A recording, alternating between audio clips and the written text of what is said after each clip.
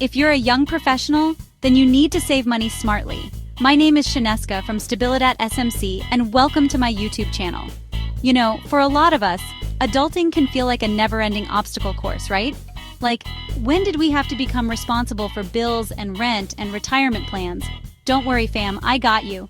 Today we're diving into some seriously smart and effective ways for young professionals like us to save money without feeling like we're living on instant ramen noodles. Let's do this! The early bird gets the nest egg. Why starting young is key. Let's be real. Talking about finances can be about as fun as a root canal, but trust me on this. Saving money early in your career is like laying the foundation for a freaking awesome future. Think of it like this. The earlier you start, even if it's just a little bit, the more time your money has to grow. It's like planting a money tree, and the sooner you plant it, the bigger and shadier it gets. Now, I know what you're thinking. Lily, I can barely afford avocado toast. How am I supposed to save for retirement? Look, I get it. When you're just starting out, every dollar counts. But here's the thing. You don't need to be rolling in dough to start saving. Even putting aside a small amount each month can make a huge difference over time. Think about it. If you start saving $50 a week, that's $2,600 a year. That's a round-trip ticket to Bali, my friend. Or, you know, a down payment on a car, or a contribution to your future dream home. The point is, starting small can lead to big results. Budget like a boss, your guide to financial freedom. All right, let's talk budgets. I know, the B word can sound scarier than a spider in your bathtub, but trust me, it's not that bad. In fact, think of a budget as your financial GPS. It helps you track where your money is going so you can make sure you're not accidentally spending your rent money on takeout. Creating a budget is actually way easier than you might think. There are tons of apps and websites out there that can help you create one in minutes. You just plug in your income, your expenses, and boom, you've got a clear picture of your finances. And the best part? Sticking to a budget doesn't mean you have to live like a monk. You can still enjoy your life, go out with friends, and treat yourself. You just need to be mindful of your spending. Think of it like this. A budget gives you the freedom to spend your money on the things you actually enjoy, without the guilt and stress. Okay, let's get real for a second.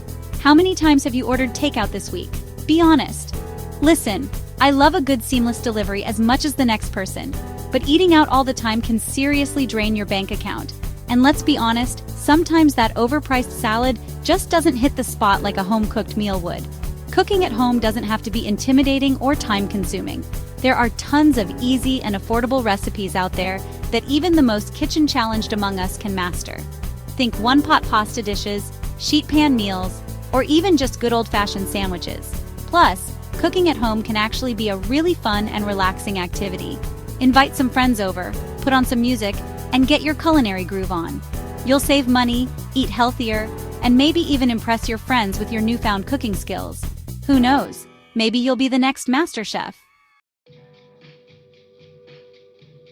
Okay, folks, let's talk about adulting's least favorite guest unexpected expenses. Car troubles, surprise dental bills, your roommate suddenly moving out and leaving you with the full rent. Life throws curveballs, am I right? That's where an emergency fund swoops in to save the day. An emergency fund is basically your financial safety net. It's a stash of cash that you can access in case of, you guessed it, an emergency. This way, when life throws you a curveball, you don't have to rely on credit cards or, even worse, go into debt.